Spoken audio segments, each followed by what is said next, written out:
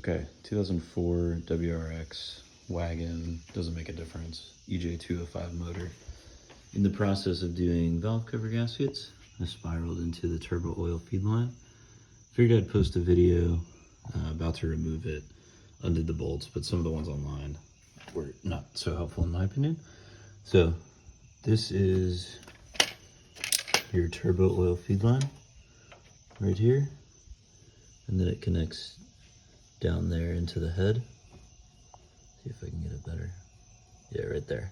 So it looks like there's a crush washer right there on top of the turbo. So I'll scrape that off. And then there might be one down there, TBD.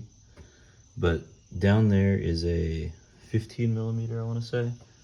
Up top is a 12 millimeter, if I recall. And there's the larger bolt on the bottom.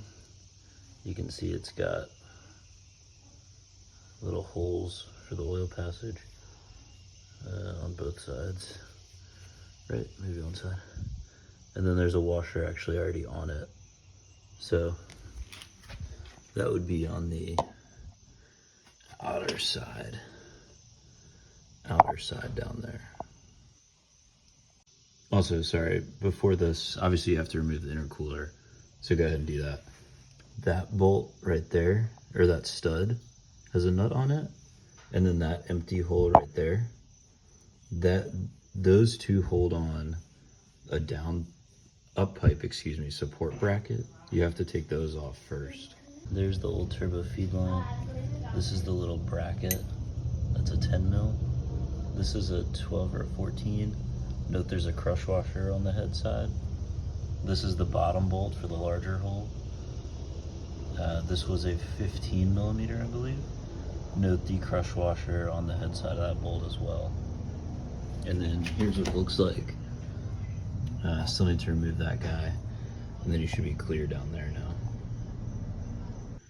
Note that I have not removed the coolant pipe for the turbo there in the silver sheathing.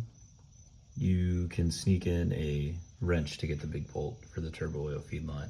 If you had a flex head wrench, that would be ideal. I did not, but I was still able to, get it done by sneaking it on the other side of these wires here. So let's look at the new kit I got from Mach 5 Motorsports, or fastwrx.com. Okay, so here is an assortment of parts. I bought the turbo oil feed line kit. There's the part number. This is the feed line. This is the larger opening bolt. Again, Subaru part numbers in case you want. This is the top turbo side, smaller bolt.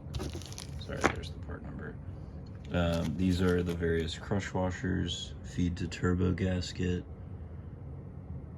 feed to block crush gasket.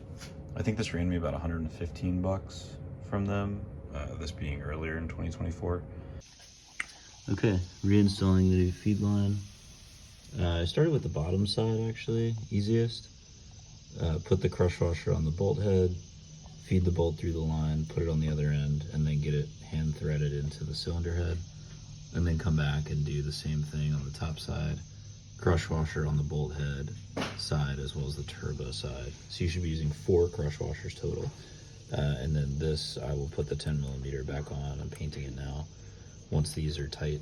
Torque specs per online Nasiak say 11.6 foot-pounds on both banjo bolts.